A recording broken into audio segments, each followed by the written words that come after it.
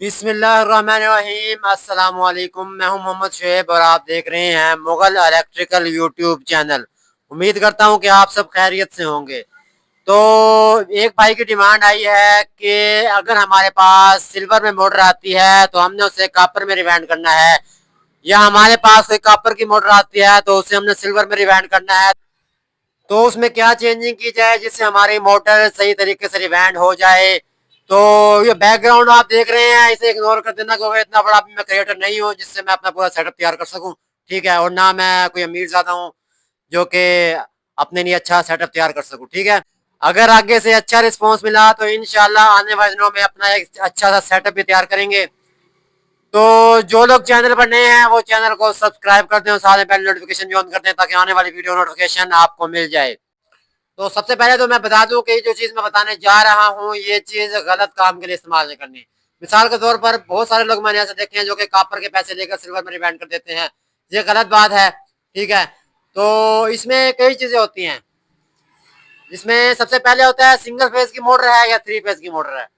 तो अगर आपके पास कोई थ्री फेज की मोटर आ जाती है उसे आप सिल्वर में रिवाइंड करना चाहते हैं तो मैं आपको रिकमेंड यही करूंगा कि आप सिल्वर में रिवाइंड ना करें, उसे कॉपर में रिवाइंड करें और मालिक से कॉपर की ही पेमेंट लें, कॉपर के ही पैसे लें। ठीक है, क्योंकि जो सिंगल फेज की मोटर है उसमें सिल्वर हम डालते हैं तो उसमें कोई लूजिंग का इशू नहीं आता, और सिल्वर की बता रहा है उसमें हम हमेशा लूजिंग का इशू होता है। लेकिन सिंगल फेज में लूजिंग बहुत कम होती है, जबकि जो थ्री फेज की मोटर होती है उसमें लूजिंग ज्यादा होती है। कोशिश करें उसे कॉपर में ही करें। ऐसी बात नहीं है सिल्वर में थ्री फेज मोटर नहीं चलती। मेरे इस दुकान पे आने से पहले मेरे वालिद साहब के हाथ की एक मोटर रिवाइंड की गई है जो कि 25 हार्स पावर की है। छोटी मोटर नहीं, 25 हार्स पावर की सिल्वर में रिवाइंड करवाई थी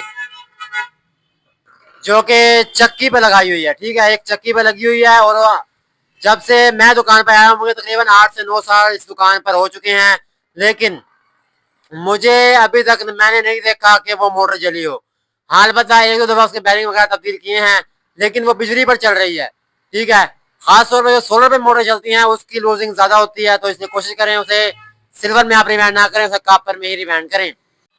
इसके अलावा एक चीज याद किया, आपके पास मोटर किस टाइप की है।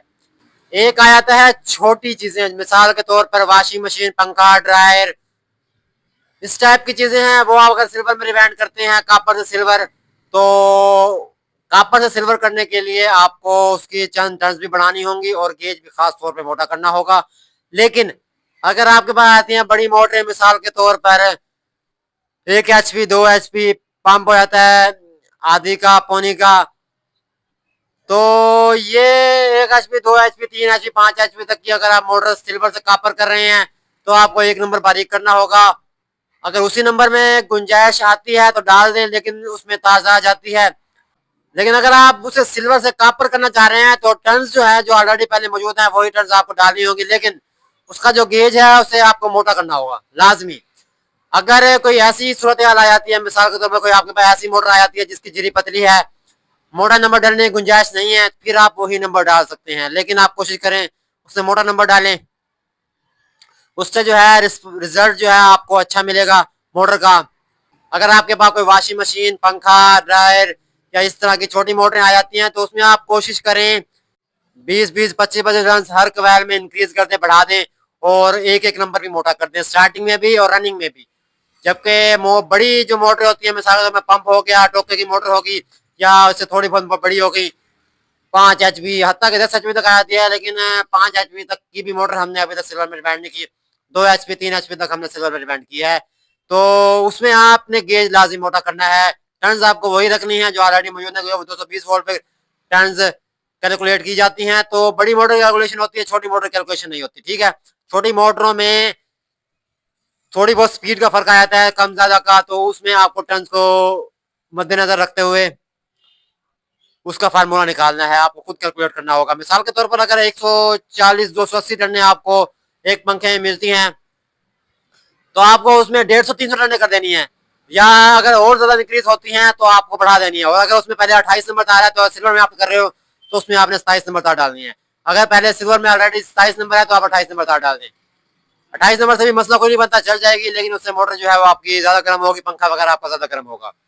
इसके अलावा अगर आप बड़ी मोटरों की कैलकुलेशन सीखना चाहते हैं जिसमें आपको एक एक चीज सिखाई जाएगी, मोटर कैलकुलेशन की टर्न्स आपने एक सेट किस तरह निकालनी है।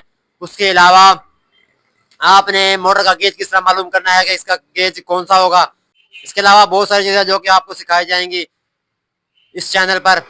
तो इसलिए जरूरी है कि आप इस चैनल को फॉलो करके रखें, सब्सक्राइब करके रखें, ताकि इंशाल्लाह ये जो साल है 2025 का, इसमें मैं एक एक चीज आपके साथ शेयर करूंगा, विद प्रूफ शेयर करूंगा फार्मूले, ताकि अगला बंदा कोई ये ना कह सके कि आपने गलत इंफॉर्मेशन दी है।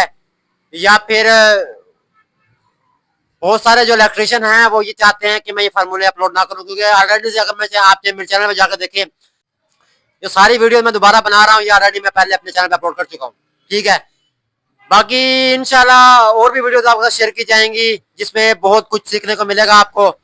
बाकी इंशाल्लाह आपसे अगली वीडियो में मुलाकात होगी। अपना ख्याल रखिएगा। अल्लाह हाफिज।